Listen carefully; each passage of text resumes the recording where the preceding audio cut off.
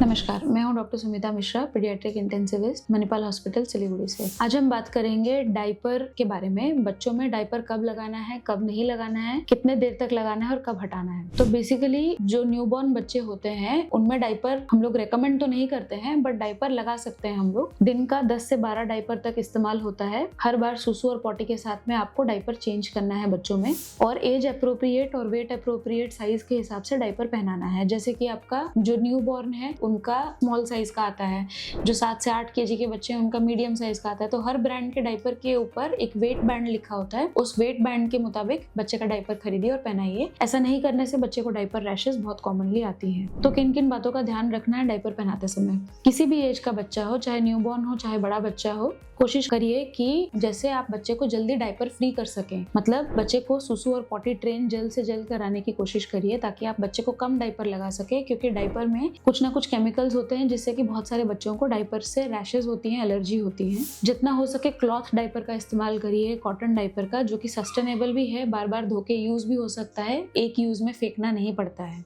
और इसका खर्चा भी कम रहता है। जैसे आप बच्चा बड़ा होता है, जैसे अब बोल पाता है कि मुझे सुसु आया है या पॉटी आया है, तो धीरे धीरे बच्चे को सुसु और पॉटी ट्रेन कराइए। एक 2 घंटा डायपर हटा के डायपर फ्री कराइए, और इवेंचुअली जब बच्चा 1 से 1.5 साल का हो जाता है, कोशिश करिए कि सिर्फ रात को डायपर पहनाएं और दिन भर डायपर फ्री करके टॉयलेट ट्रेन प्रॉपरली करें। तीसरी चीज है कि जब बच्चा सुसु या पॉटी कर देता है, कोशिश करते रहिए बीच बीच में चेक करने की, और अगर बच्चा सो गया है और सुसु हो गया है और डायपर फुल है, फुल डायपर में बच्चों को कभी भी पूरा टाइम मत रखिए, उसको हटाते रहिए, रिप्लेस करते रहिए, फ्रेश डायपर पहनाते रहिए।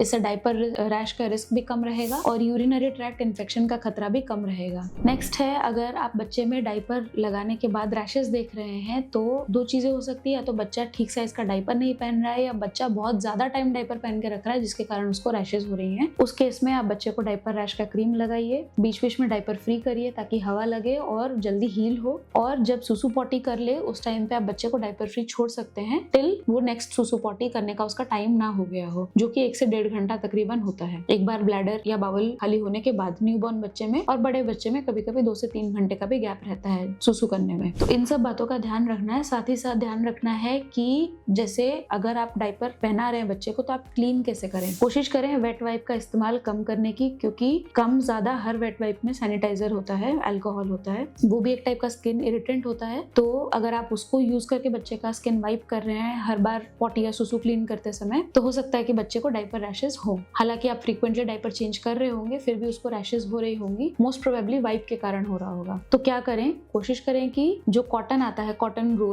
रोल लें, उसको गुनगुने पानी में डुबाएं। एक कॉटन का जो वो है पीस है उसको यूज करें पॉटी क्लीन करने में, दूसरे कॉटन के पीस को यूज करें सुसु क्लीन करने में। जब भी आप क्लीन करें आगे से पीछे की तरफ क्लीन करें, पीछे से आगे की तरफ कभी भी क्लीन ना करें, क्योंकि उससे पॉटी आगे स्मीयर होता है और यूरिन ट्रैक्ट इन्फेक्शन का रिस्क बहुत कॉमन रहता है। इन सब बातों का कॉमनली ध्यान रखें, बट कोशिश करें बच्चे को जल्द से जल्द डायपर फ्री कर सके। जितना जल्दी आप टॉयलेट ट्रेन कर सकेंगे बच्चे को उतना अच्छा रहेगा, उसके जनरल कॉन्फिडेंस के लिए भी अच्छा रहेगा, उसके बेसिक इंडिपेंडेंस के लिए भी अच्छा रहेगा जैसे जैसे वो बड़ा हो रहा होगा, और उसमें यूरिनरी ट्रैक्ट इन्फेक्शन और अदर डिजीजेस का रिस्क भी कम रहेगा।